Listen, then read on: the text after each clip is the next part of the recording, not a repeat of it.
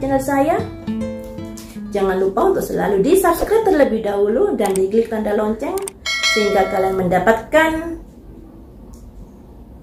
pemberitahuan ketika saya mengunggah video yang terbaru. Hari ini yang kita bahas, kita prediksi adalah tentang Ibu Putri. Peristiwa Brigadir J sudah berjalan 1 bulan lebih, tapi Ibu Putri masih malu-malu saja untuk keluar di publik, untuk memberikan keterangan dan lain sebagainya. Nah, kenapa Ibu Putri ini sampai saat ini masih belum dijadikan tersangka? Padahal pelaporan pelecehan sudah bisa dikatakan tidak terbukti ada pidana. Kemudian Ibu Putri juga didapati DNA-nya di lokasi kejadian.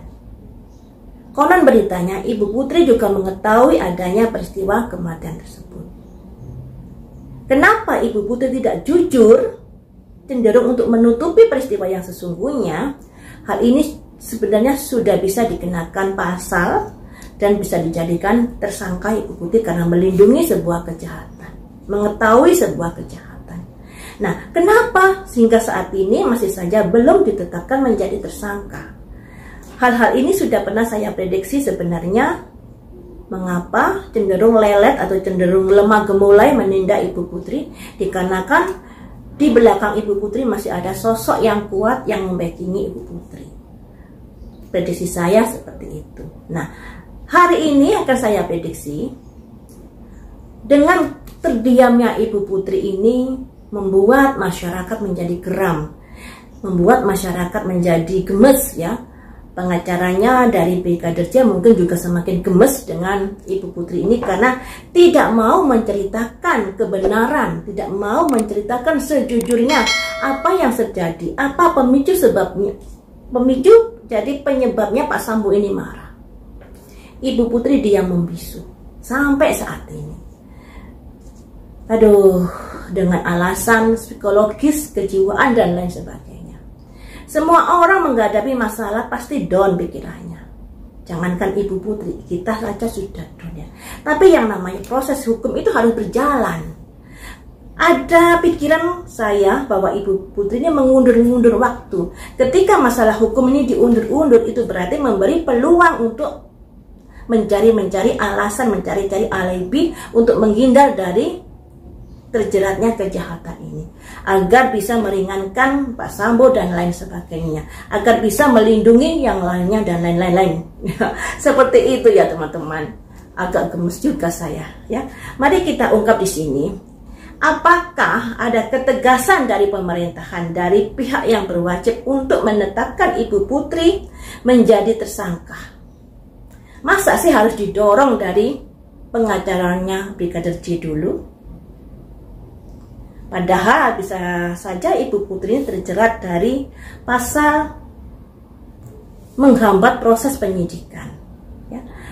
Harusnya tidak menunggu dari pengacara Brigadir J mengoyak-ngoyak dulu. Harusnya seperti itu.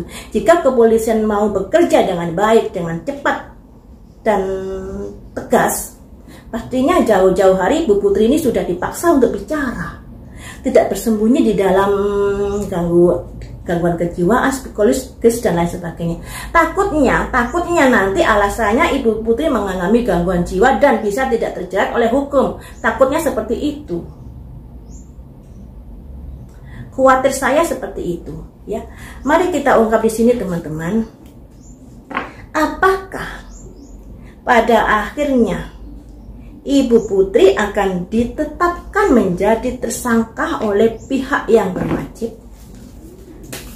Apakah Ibu Putri akan ditetapkan menjadi tersangka oleh pihak yang berwajib?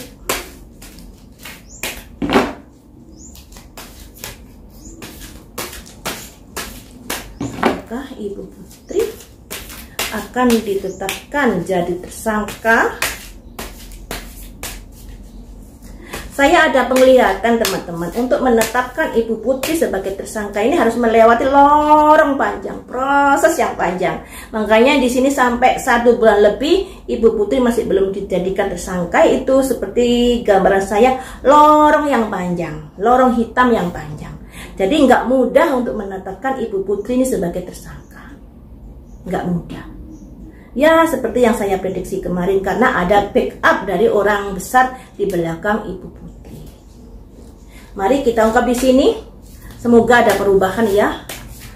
Dari prediksi saya yang kemarin itu, semoga kondisi-kondisi yang menghambat dari penyidikan kematian Brigadir J ini bisa luluh lantak ya, bisa menjadi lancar kembali. Apakah Ibu Putri akan ditetapkan menjadi tersangka? Ada perencanaan, ada pertimbangan, ada sebuah kabar yang kurang bagus, ada semacam perubahan proses, ada jalan di tempat. Jalan di tempat ini seperti yang saya bilang tadi, lorong yang panjang. Tidak mudah untuk menetapkan Ibu Putri menjadi tersangka dikarenakan ada backup dari orang besar di belakang.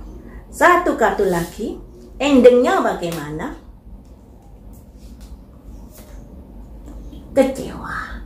Ada kemungkinan ditetapkan menjadi tersangka. Jadi seperti ini teman-teman.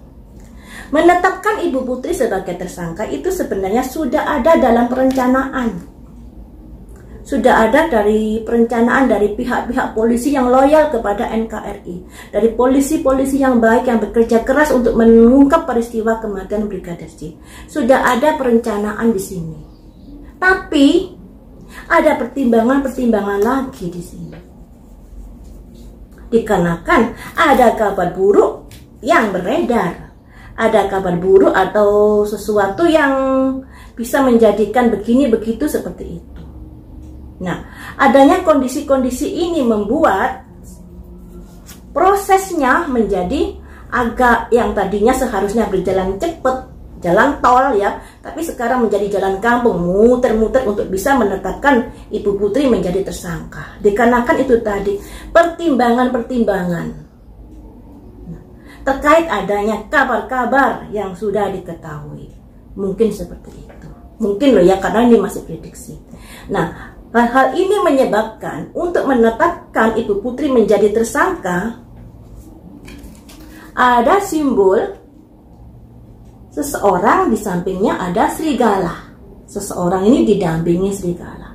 Di belakangnya ada bulan. Bulan ini ibaratnya misteri, rahasia yang harus ditutupi, tapi di depannya ini ingin melangkah, yang dilambangkan lilin cahaya lilin ini yang menerangi jalan, tapi belum melangkah sudah ada pedang, sudah ada ketakutan, kekhawatiran dan lain sebagainya.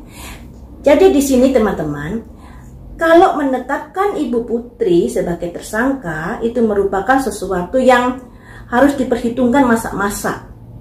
Dikarenakan ada sesuatu rahasia yang mungkin disimpan Ibu Putri. Ketika Ibu Putri berbicara, mungkin bisa ada kondisi-kondisi yang kurang bagus. Tapi yang namanya kejahatan tetap harus ditindak ya. Terlepas nanti Ibu Putri berbicara, itu resiko. Makanya bekerjalah yang baik. Jangan melakukan pekerjaan kotor, sehingga ketika rahasia terungkap, ya itu sebuah resiko yang harus diterima. Harusnya seperti itu. Makanya Ibu Putri ini segala sesuatu yang menghambat harus disingkirkan, karena Ibu Putri lah kunci dari pengungkapan peristiwa kematian Brigadir J.